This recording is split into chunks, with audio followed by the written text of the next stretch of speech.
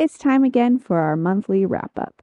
July went screaming by and we're in August. So I'm going to talk about the 10 books that I read in July.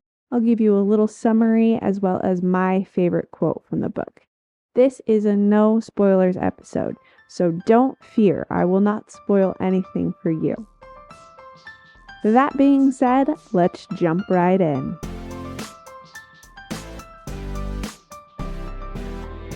The first book I read this month was The Fifth Season by N.K. Jemisin.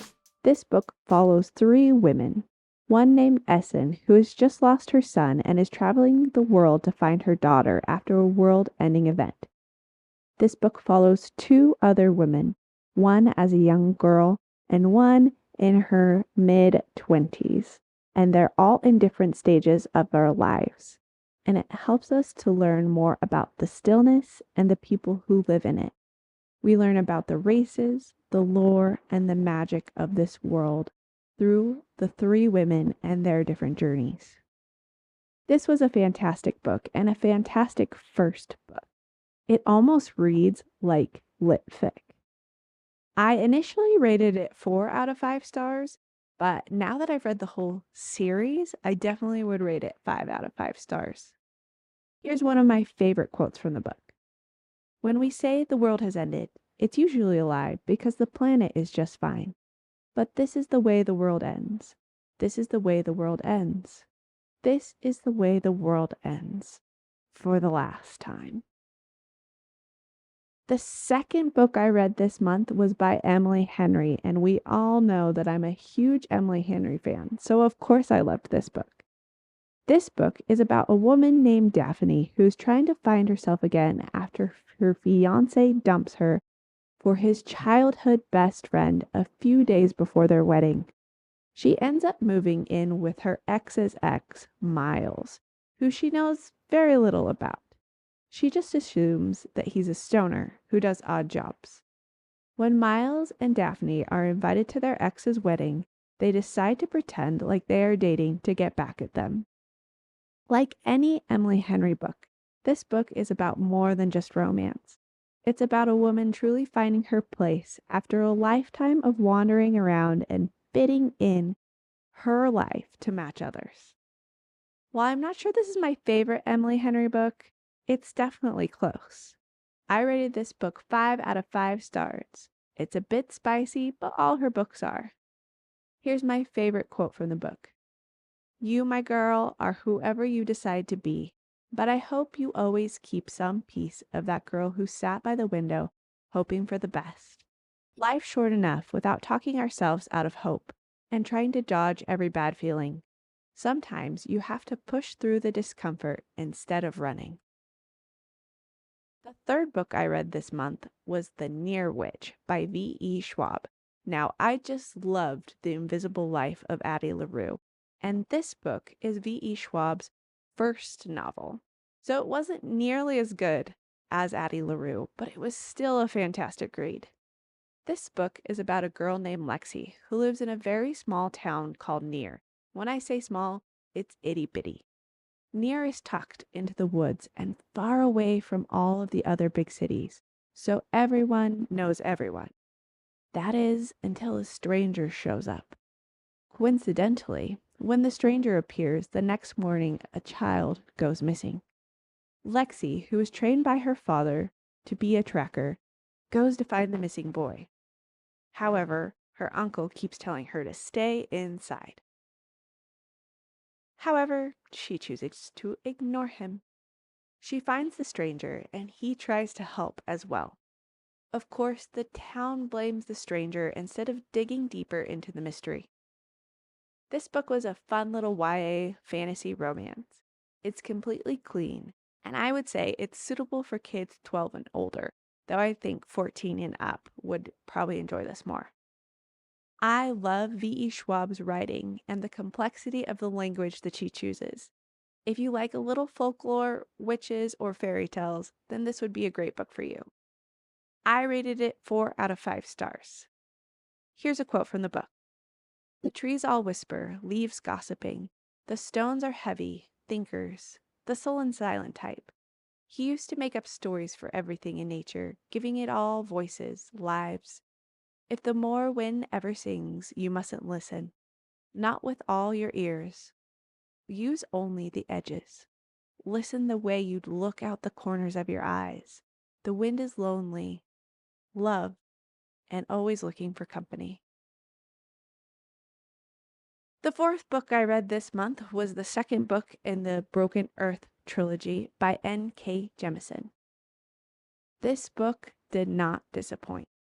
Now, I honestly can't talk about it too much without giving away stuff from the first book, but it's a great continuation of the story and it has multiple POV shifts. The book switches from second person to third person. Occasionally, it's in first person. There are also interesting asides that delve into the history of the planet and its magic. In this book, Essen and Nasun learn more about magic and what their powers and their own orogeny mean. You get the sense of what happened to the ancient civilizations that came before. I love this dystopian style of magic. Usually dystopian books are sci-fi, so it's fun to read a dystopian fantasy. I rated this book 4.5 stars out of 5. I love the themes explored throughout the novel, and I cannot tell you anything else without spoiling. Here's my favorite quote from the novel. The way of the world isn't the strong devouring the weak, but the weak deceiving and poisoning and whispering in the ears of the strong until they become weak too. The fifth book I read this month was The Phoenix Crown by Kate Quinn. Wow, Kate Quinn does it again, and this time with the aid of a new writer, Janie Chang. They have really made something special. I've only read World War II books from Quinn so far, so I was happy to read about a different time period. In this book, 4 women are brought together to take down a man. Now, I will say this plot was a bit tropey. I've seen this trope done in a number of books, such as Fried Green Tomatoes or In Someone Else's Shoes. But I think that the characters and the setting were unique and interesting. I also love that these women were not in their 20s and they were still trying to figure it out. It's nice to see older women working together. I rated this book 4 out of 5 stars, only because it was a bit predictable. I couldn't find a quote from this novel because I returned it too early, and the internet doesn't have a lot of quotes on this book. It's brand new. It's beautiful. Go give it a read. Book 6 was the last book of the Broken Earth Trilogy. And again, I can't talk much about this other than to say that this book made the whole series worth it for me. I absolutely loved the character growth and the pacing of this book. It was a beautiful end to the series. I love how these books cover racism without being heavy-handed or overly political. It made me pause to think about my own role in continuing the racism in my own country without hammering it in with a clear-cut message. I rated this book a 5 out of 5 stars. It's fast-paced, it's thoughtful, and it really ties everything together. Here's my favorite quote from the book. "They're afraid because we exist," she says. "There's nothing we did to provoke their fear other than exist.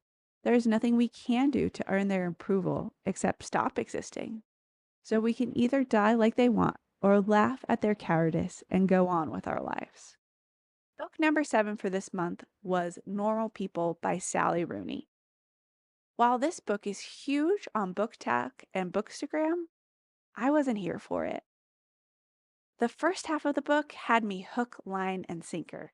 And then the second half of the book was just like the first half in reverse. And they keep getting, caught up in the same issues over and over again. Now, I understand that this is realistic, that people get stuck in patterns, and it's difficult not to just fall back into those patterns. But the repetition in this book just felt heavy-handed and frustrating. I also thought the ending of this book ruined the book for me. Maybe I wasn't clear on what the main conflict was, but I didn't feel like the end resolved the main conflict. And again, you could argue with me about that it's just real life, but to me, that's not good literature. All in all, I rated this a 3, maybe even a 2.5. If you liked this book, please tell me why in the comments below. Maybe I just need to understand it better. I could have missed something. I'd love to hear your thoughts. Here is my favorite quote from the book. She closes her eyes. He probably won't come back, she thinks. Or he will differently. What they have now, they can never have back again. But for her, the pain of loneliness will be nothing to that pain that she used to feel of being unworthy. He brought her to goodness like a gift, and now it belonged to her. Meanwhile, his life opens out before him in all directions at once. They've done a lot of good for each other. Really, she thinks, really. People can really change one another. Book 8 was The Maid. Again, this is a book that I've seen everywhere online. Or maybe it's not. The cover looks very similar to a book I keep seeing everywhere online. But I thought for sure that this was going to be a thriller, but it was a cozy mystery instead. Molly Maid, a girl who doesn't understand people much, like Eleanor Oliphant, works hard at a hotel until one day a very powerful and famous man dies, and Molly takes the blame for this death. I really enjoyed Molly as the main character, but I found that parts of this book felt very forced. It was also fairly predictable. For me, it was a 3-star book. I had a lot of fun reading it, but I probably wouldn't recommend it. Here's a quote from the novel. I wasn't 100% sure what I had seen. I've learned to doubt myself and my perceptions of the world around me. I do realize I'm different from you and different from most. What I perceive isn't what you perceive. Plus, people don't always listen to me. I'm often afraid I won't be believed and that my thoughts will be discounted. I'm just a maid, a nobody. And what I saw in the moment, it felt like a dream. But I know now that it was real. The 9th book I read was Dark Matter by Blake Crouch. If you're looking for my favorite romance of the year, then look no further than Dark Matter. Now, I'm sure you're thinking, Sam, this book is marketed as sci-fi and a thriller. It's definitely not a romance. However, the whole book, the main male character is trying to get back to his wife. And not just any version of his wife, but the one he fell in love with. If that's not romance, then I don't know what is. In this book, physics professor Jemisin is kidnapped and forced into a box. When he awakens, he's in another world, a world like his, but missing all the people he knows and loves. At first, he thinks he's crazy, but then he learns he's just in an alternative dimension where he's the same person, but he made several different life choices. This book is fast-paced and keeps you on the edge of your seat. However, my favorite part of this book is how it addresses the ideas of regret and the choices that we make. I rated this book 5 out of 5 stars, and it was probably my favorite book of the month. Here's a quote. We are more than the sum total of our choices, that all the paths we might have taken factor somehow into the math of our identity. The last book I read this month was the Book of Doors. I barely snuck it in there. This was a low fantasy thriller. I think this is the first fantasy thriller that I've ever read, but my goodness, I hope there's more. In this book, Cassie is given a book from an older gentleman she becomes friends with at the bookstore she works at. When she goes home, she finds that she can use this book to open doors to anywhere in the world. As long as she can picture it in her head, she opens the door and she's there. However, it turns out that there are, of course, a number of shady characters after this book, and would stop at nothing to get their hands on it. This book actually covered a number of the same topics and themes as Dark Matter, but in different ways, which I thought was really fun and interesting. I gave this book a 4.5 out of 5 stars. It's fun and requires no extra thinking, which is great sometimes. Here's my favorite quote from the book. Happiness is not something you can sit and wait for. You have to choose it and pursue it in spite of everything else. It's not going to be given to you. It's difficult to say which of these books was my favorite of this month. I thoroughly enjoyed the Broken Earth Trilogy. It reads like lit fic, and it does such a great job at exploring difficult topics in a meaningful way. Also, the world building and the system of magic in that book, just amazing. I also loved Dark Matter. It was not nearly as beautiful as Jemisin's work, but it was fun and it kept me on my toes. Both pieces are books I would highly recommend. Speaking of the books I've read this month, if you've read any of these, make sure you leave a comment about it. Did you agree with me? Did you not? Let me know why. If you liked Normal People, especially let me know why. Or if you hated Dark Matter, why? Make sure to give this video a thumbs up and subscribe to the channel. This way you can keep updated with the books I'm reading and covering. Or if you're listening to this podcast, make sure to subscribe to the podcast and leave the podcast a review.